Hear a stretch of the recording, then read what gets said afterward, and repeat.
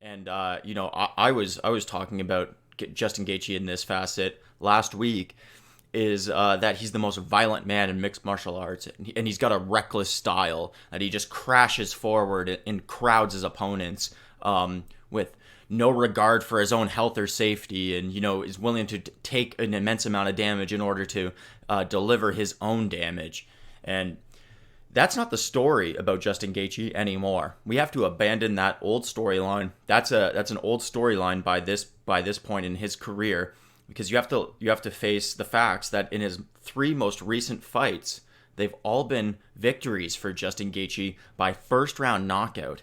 And in all three of those fights, Justin Gaethje took almost no damage, and those were all against extremely high level opponents, all of them strikers as well.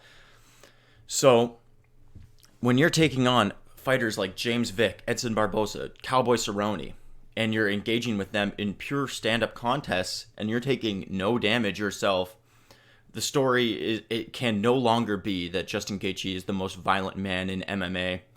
Now we have to talk about Justin Gaethje as a cerebral fighter, an intelligent fighter with an extraordinary skill set, an extraordinary will to win, and the fact is also Gaethje has this immense wrestling game that he's just been keeping in his back pocket his whole career. He's never even had to pull it out.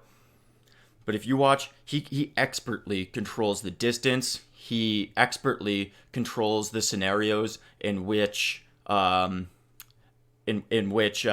striking takes place. He stood perfectly outside of Cowboy's kicking range, and then perfectly inside whenever he wanted to conduct his own offense. Gaethje can switch stances. He fights on his own terms now. He doesn't just crowd his opponents with no regard. He actually picks his spots and intelligently decides when to throw and when to get out of the way. He angles off expertly. Cowboy Cerrone is one of the best strikers in the entire sport of mixed martial arts. And Gaethje went into that fight and took just about zero damage. Edson Barboza, maybe the best Muay Thai striker, pure Muay Thai striker in the sport of mixed martial arts. Gaethje went in there and put the wood to him and KO'd him viciously in the first round.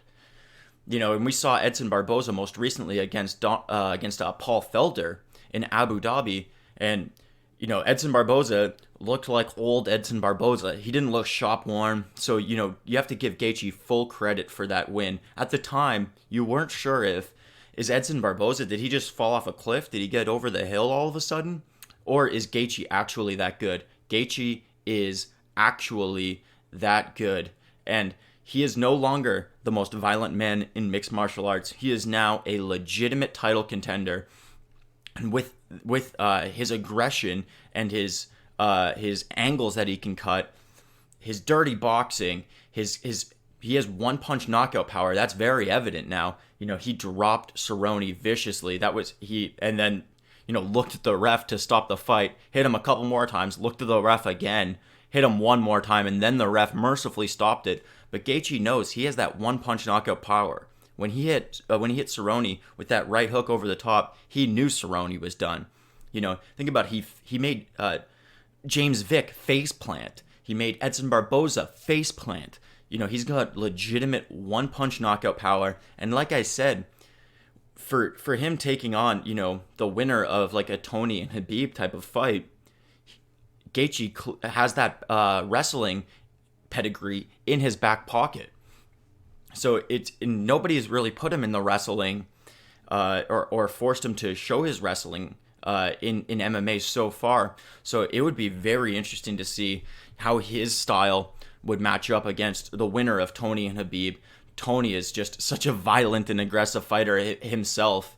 I mean, him and Gaethje would be insanity.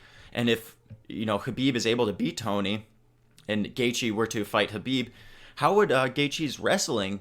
He's a former Div 1 wrestler. How would his wrestling hold up against Khabib? So if you look at Khabib's past opponents, he's really never fought anybody with a legitimate grappling pedigree